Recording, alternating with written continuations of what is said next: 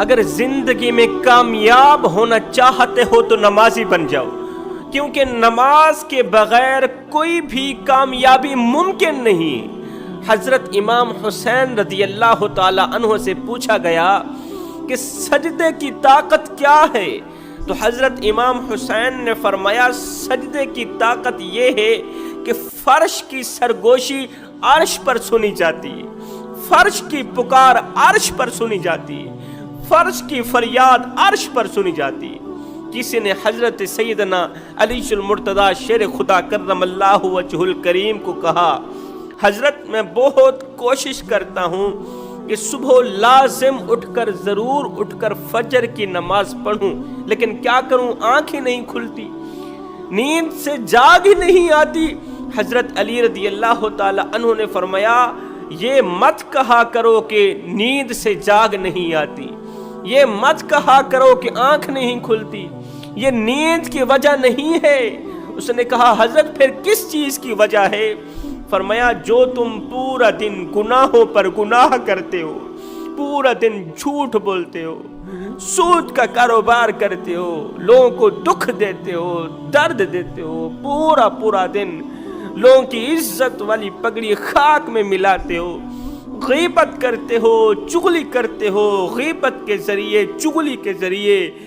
ایک دوسرے بھائیوں کو آپس میں لڑاتے ہو، جھگڑاتے ہو۔ فرمایا پورا دن جو تم گناہ کرتے ہو، بس وہی گناہ تمہاری گردن میں توق ڈال کے، تمہارے ہاتھوں میں ہتھ کڑیاں ڈال کے، تمہارے پیروں میں زنجیر ڈال کے تمہیں اٹھنے نہیں دیتے، تمہاری گردن میں توق ڈال دیتے ہیں، تمہارے پیروں میں زنجیریں ڈال دیتے ہیں، نماز کے لیے اٹھنے نہیں دیتے،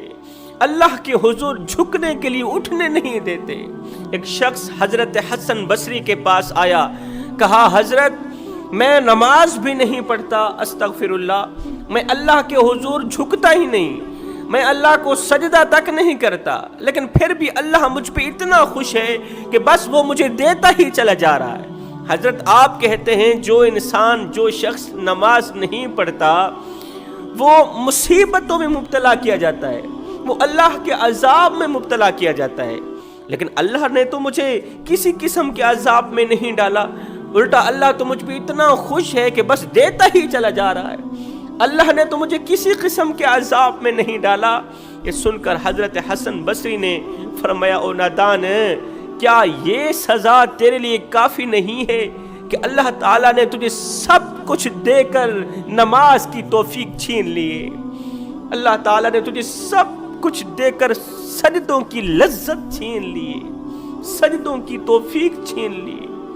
اللہ تعالیٰ نے تجھے سب کچھ دیا، نماز پڑھنے کی توفیق نہیں دی، اس کا مطلب تو دنیا میں بھی ناکام، تو آخرت میں بھی ناکام۔ سجدوں کی توفیق ملنا بھی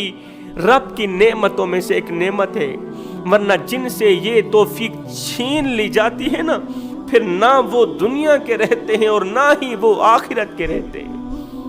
جب سے ہم نے اللہ کے گھر کو ویران کیا، اللہ نے ہمارے ہنستے بستے گھر کو اجاڑ کے رکھ دیا۔ آج گھر گھر پریشانیوں کی دلدل میں پھنسا ہوا ہے، گھر میں رہنے والا ہر ایک انسان سکھ کی سانس نہیں لے پا رہا، چھوٹے سے لے کر بڑا، بڑے سے لے کر چھوٹا، کوئی بھی شخص، کوئی بھی بچہ، کوئی بھی بڑا سکون کی سانس نہیں لے پا رہا۔ وجہ کیا ہے؟ وجہ یہی ہے جب سے ہم نے اللہ کے گھر کو ویران کیا، تب سے اللہ نے ہمارے ہنستے بستے گھر کو ویران کر دیا، اجاڑ کے رکھ دیا۔ صاحب یہ نماز نہ پڑھنے کی وجہ ہی ہے کہ آج ہمارے گھر میں رحمت کے فرشتوں کا آنا بند ہو گیا، رزق بانٹنے والے فرشتے ہم سے روٹھ گئے، آج ہمارا گھر پریشانیوں کے سمندر میں ڈوبا ہوا ہے، نکلنے کو کوئی راستہ ہی نہیں مل رہا۔ اگر تم اپنے گھر کو پریشانیوں کی دلدل سے نکالنا چاہتے ہو، پریشانیوں کے سمندر سے نکالنا چاہتے ہو، غربت کی دلدل سے نکالنا چاہتے ہو، اگر اپنے گھر میں خوشحالی لانا چاہتے ہو تو پھر آ جاؤ، میرے کریم رب کی چوکھٹ کھلی ہے، کریم رب کی چوکھٹ کا دروازہ کھلا ہے۔ ایک اللہ والے کا گزر کسی خوبصورت گاؤں سے ہوا، وہ کی خوبصورت تھا، وہ گاؤں تو جنت کا ٹکڑا تھا، اتنا خوبصورت تھا کہ دیکھنے والے کو جنت کا ٹکڑا لگتا تھا۔ گاؤں میں رہنے والے لوگ اس قدر خوشحال اور مہمان نواز تھے کہ ان لوگوں نے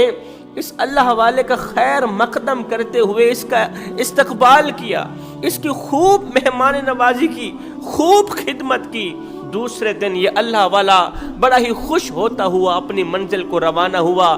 3 سال بعد پھر سے اسی گاؤں سے گزر ہوا۔ کیا دیکھتا ہے کہ گاؤں اجڑا ہوا ہے، گاؤں اجڑ چکا ہے، گاؤں تباہ و برباد ہو چکا ہے، گاؤں کی خوبصورتی بدصورتی میں تبدیل ہو گئی ہے، نہریں سوکھی پڑی ہیں، نہروں میں پانی نہیں ہے، درختوں کے پتے جھڑ گئے ہیں، گاؤں پر اس قدر اللہ کا عذاب پڑا کہ اس عذاب نے گاؤں کا ستیہ ناش کر دیا، تباہ و برباد کر دیا۔ ہر ایک دکھنے والا انسان پریشانیوں کی دلدل میں پھنسا ہوا نظر آیا، ہر ایک انسان کے چہرے پر پریشانی اور مصیبتوں کے آثار نظر آ رہے تھے۔ سوچ میں پڑ گیا کہ 3 سالوں کے مختصر عرصے کے اندر اتنی تباہی کیوں پھر گئی، یہ گاؤں کیسے برباد ہوا۔ ایک رات اسی گاؤں کے اندر رہا، اس اللہ والے نے استخارہ کیا یہ جاننے کے لیے کہ آخر یہ گاؤں کیوں برباد ہوا۔ اس اللہ والے نے رات کو استخارہ کیا، استخارے کی دنیا میں اسے بتایا گیا کہ ایک بے نمازی کا گزر اسی گاؤں سے ہوا تھا، ایک بے نمازی کا گزر اسی گاؤں سے ہوا۔ اس بے نمازی کی نحوست نے نہر کے پانی کو ختم کر دیا، اس بے نمازی کی نحوست کی وجہ سے درختوں کے پتے جھڑ گئے، قحط پڑا، قحط پڑنے کی وجہ سے جانور بھوک سے مرنے لگے، جانور پیاس سے مرنے لگے۔ جب روزی کا سلسلہ ختم ہوا تو غربت نے گاؤں میں رہنے والے ہر ایک گھر کا دروازہ آن کھٹکھٹایا۔ غربت نے پورے کے پورے گاؤں کو اپنی لپیٹ میں لے لیا، اس گاؤں کو پریشانیوں کی دلدل میں پھنسا دیا، خوبصورتی کو بدصورتی میں تبدیل کر دیا۔ میں سوچ میں پڑ گیا کہ اگر ایک خوبصورت گاؤں کے قریب سے ایک بے نمازی کا گزر ہو تو اس کی نحوست یہ بڑھتی ہے کہ گاؤں کو تباہ و برباد کر کے رکھ دیتی ہے۔ مجھے بتاؤ، جس گھر میں رہنے والے سارے کے سارے لوگ بھی بے نمازی ہوں، جس گھر میں رہنے والے چھوٹے سے لے کر بڑوں تک سارے کے سارے لوگ بے نمازی ہوں، اس گھر میں سکون کہاں سے آئے، اس گھر میں امن کہاں سے آئے۔ میرے نبی نے 14ویں رات کے چاند کی طرف دیکھا، صحابہ کو اشارہ کرتے ہوئے فرمایا، صحابہ ذرا چاند کی طرف دیکھو نا، کس طرح صاف و شفاف دکھائی دے رہا ہے، دیکھنے میں کسی قسم کی دقت محسوس نہیں ہو رہی۔ صحابہ کیا تم چاہتے ہو کہ قیامت کے دن میرا رب بھی تمہارے اس طرح سامنے آئے، میرے رب کا دیدار بھی اس طرح ہو، اس طرح صاف و شفاف ہو جس طرح تم 14ویں رات کے چاند کو دیکھ رہے ہو؟ صحابہ نے عرض کی، یا رسول اللہ ضرور، کیوں نہیں۔ میرے نبی نے فرمایا، اگر تم قیامت کے دن اسی طرح صاف و شفاف میرے رب کا دیدار کرنا چاہتے ہو تو پھر فجر کی نماز اور عصر کی نماز میں سستی نہ کرنا۔ آج کی عورتیں کہتی ہیں جی کام کاج بڑے ہیں، نماز پڑھنے کا وقت نہیں ملتا، قرآن پڑھنے کا وقت نہیں ملتا، بچے زیادہ ہیں، پورا دن بچوں کو سنبھالتے ہی گزر جاتا ہے، نماز کا وقت نہیں ملتا، اللہ کے حضور جھکنے کا وقت نہیں ملتا۔ میں کہتا ہوں، اے اسلام کی مقدس شہزادی، آجا، میں تمہیں ایک لمحے کے لیے سیدہ فاطمہ الزہرا کی چوکھٹ پر لے چلتا ہوں۔ حسن و حسین کی دیکھ بھال بھی ہو رہی ہے، پرورش بھی ہو رہی ہے، مولا علی کی خدمت بھی کی جا رہی ہے، پورا دن کام کرتی ہے، پورے دن کی تھکی، سارے دن کی تھکی سیدہ فاطمہ الزہرا جب رات ہوتی ہے نا تو سونے کے لیے بستر نہیں بچھاتی بلکہ مصلی بچھا کے پوری رات مصلی کے اوپر کھڑی رہتی ہے، پوری رات قیام میں کھڑی رہتی ہے، ایک سجدہ کرتی نہیں کہ فجر ہو جاتی ہے۔ جب فجر ہو جاتی ہے تو رو کر کہتی ہے، او میرے رب، تیری راتیں اتنی چھوٹی ہو گئی ہیں کہ تیرے محمد کی بیٹی کا ذوق بندگی بھی پورا نہیں ہوتا، اور میرے رب ایک رات تو اتنی بڑی بنا دے کہ تیرے محبوب کی بیٹی تجھے رج رج کے سجدہ تو کر سکے۔